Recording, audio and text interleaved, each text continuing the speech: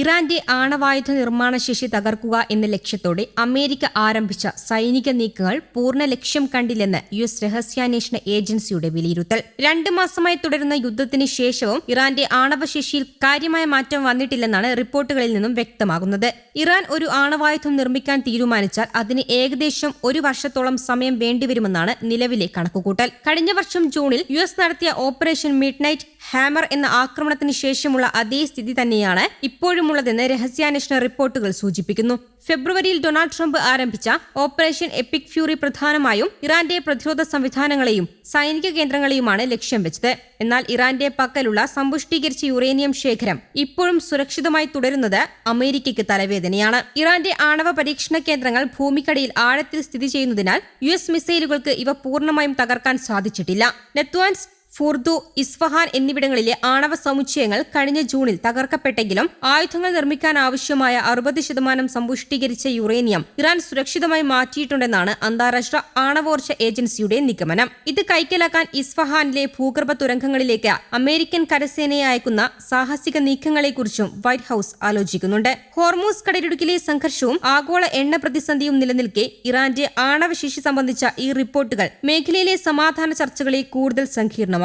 ഇതിനിടെ ഡൊണാൾഡ് ട്രംപിന് മുന്നറിയിപ്പുമായി ഇറാൻ രംഗത്ത് വന്നു. ഇറാൻ തുറമുഖങ്ങളിൽ തുടരുന്ന ഉപരോധം അവസാനിപ്പിക്കാൻ യുഎസിന് മുന്നിൽ 2 വഴികൾ മാത്രമാണ് ഉള്ളതെന്നാണ് ഇറാന്റെ ഇപ്പോഴത്തെ നിലപാട്. ഒന്നുകിൽ അസാധാരണമായ സൈനിക നടപടി, അല്ലെങ്കിൽ ഇറാനുമായുള്ള കരാർ. രണ്ടിനായാലും യുഎസിനുള്ള സമയം കുറഞ്ഞുവരികയാണെന്നും ഇറാൻ വ്യക്തമാക്കിയിട്ടുണ്ട്.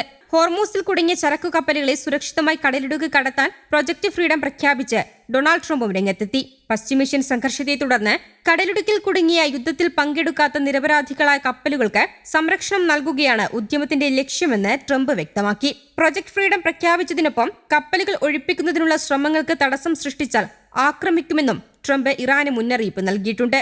ഇറാനുമേൽ ഭീഷണി ഉയർത്തുന്നതിനിടയിലും യുദ്ധം അവസാനിപ്പിക്കുന്നതിന് ഇറാനുമായുള്ള നയതന്ത്ര ശ്രമങ്ങളും ട്രംപ് നടത്തുന്നുണ്ട്. സംഘർഷം അവസാനിപ്പിക്കുന്നതിനായി പുതിയ മാർഗനിർദ്ദേശം ഇറാൻ കൈമാറിയതായി യുഎസ് വക്താവും അറിയിച്ചു.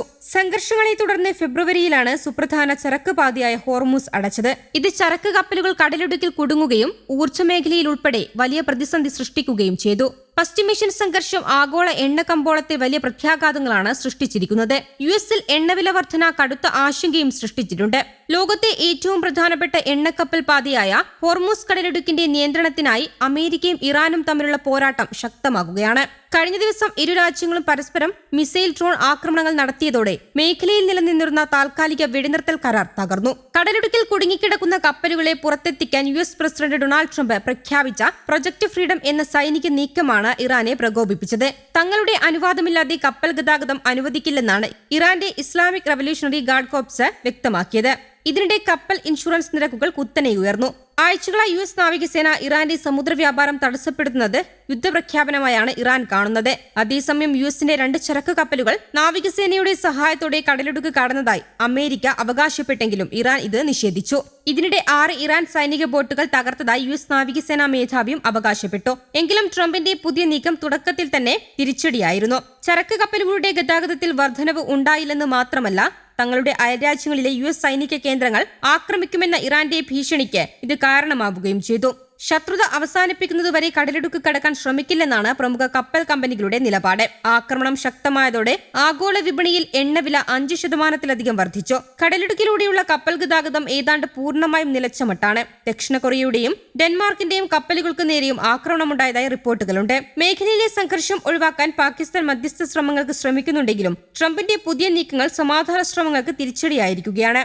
യുഎസ് ഇസ്രായേൽ സഖ്യം ഫെബ്രുവരിയിൽ ഇറാനെതിരെ ആരംഭിച്ച യുദ്ധത്തിൽ ഇതുവരെ ആയിരക്കണക്കിന് ആളുകളാണ് കൊല്ലപ്പെട്ടത്. ഇറാന്റെ ആണവ കേന്ദ്രങ്ങൾ തകർക്കുക എന്ന ലക്ഷ്യത്തോടെ ആരംഭിച്ച സൈനിക നീക്കം ഇപ്പോൾ ഹോർമൂസ് കടലിടുക്കിനെ ചൊല്ലിയുള്ള വലിയൊരു അന്താരാഷ്ട്ര പ്രതിസന്ധിയായി മാറിയിരിക്കുകയാണ്. News desk, Kerala Kaumudi.